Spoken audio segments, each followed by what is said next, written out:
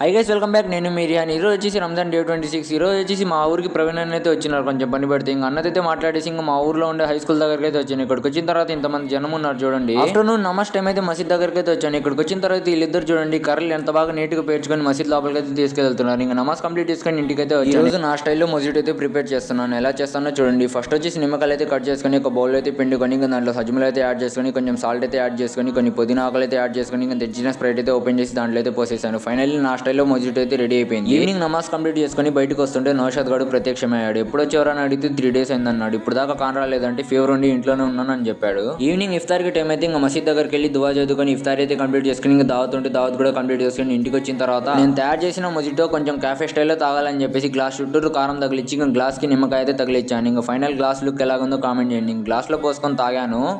Jumper మే bumper. ఇంకా day 26 వచ్చేసి ఇలా అయితే కంప్లీట్ అయిపోయింది. ఇంకా మీరు అలా వెయిట్ చేస్తూ గమ్మగా ఉండకుండా మీ లక్కీ హ్యాండ్తో ఫాలో లైక్ అండ్ సబ్స్క్రైబ్ చేసుకొని వెళ్ళొచ్చుగా. నెక్స్ట్ వీడియోలో కలుసుకుందాం. బాయ్.